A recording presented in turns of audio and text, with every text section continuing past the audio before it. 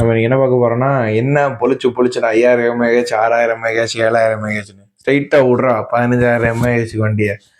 Realme வந்து கிட்டத்தட்ட 15000 எம்ஏஹெச்ல ஒரு ஃபோனை லான்ச் பண்ணலாம்னு இருக்கிறாங்களாமா. இந்த ஃபோன் வந்து 5 டேஸ் சார்ஜ் நிற்கும். அது போக 18 மணி நேரம் வந்து நீங்கள் வீடியோ ஷூட் பண்ணிக்கலாம் சொல்லி. அதுக்கப்புறம் 50 ஹவர்ஸ் வந்து நீங்கள் அதில் வீடியோ பார்த்துக்கலாம். இது வந்து கிட்டத்தட்ட 8.89 மீட்டர் சைஸ் இருக்கும். டிஸ்பிளே சைஸ் வந்து பார்த்தீங்கன்னா 6.5 இன்ச்சஸ் இருக்கும். அது போக இது 12 ஜிபி ரேமு, 256 இன்டர்னல் ஜிபி இருக்குமாமா.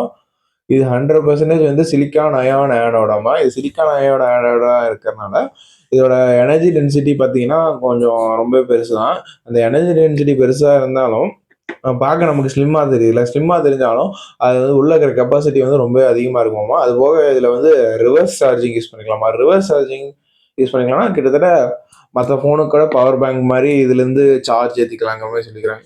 பாருங்க, நம்மளாம் 5000 எம்ஏஹெச் 6000 எம்ஏஹெச் வச்சு சுற்றிட்டு இருக்கிறோம். 15000 எம்ஏஹெச் கொடுக்குறானுங்க. சரி, இந்த ப்ராடக்ட்டை பற்றி நீங்கள் என்ன நினைக்கிறீங்க கீழே கமெண்ட் பண்ணுங்க. இது எந்த விதமான ஒரு ப்ரொமோஷனும் இல்லை. இப்படி ஒரு ப்ராடக்ட் வரப்போகுது. நீங்கள் வேணால் கூகுளில் போய் சர்ச் பண்ணி பார்த்துக்கோங்க. சும்மா ரியல்மி 15000 எம்ஏஹெச் பேட்டரி அப்படின்னு சர்ச் பண்ணுங்க, வந்துடும். இந்த மாதிரி ப்ராடக்ட் வருது நல்லதா கெட்டதா, இல்லை அது எப்படி ஒர்க் ஆகுமோ ஒர்க் ஆகாதா ரியல் டைம் லைஃப்பில் அப்படிங்கிறத கீழே கமெண்ட் பண்ணுங்க. டாட்டா.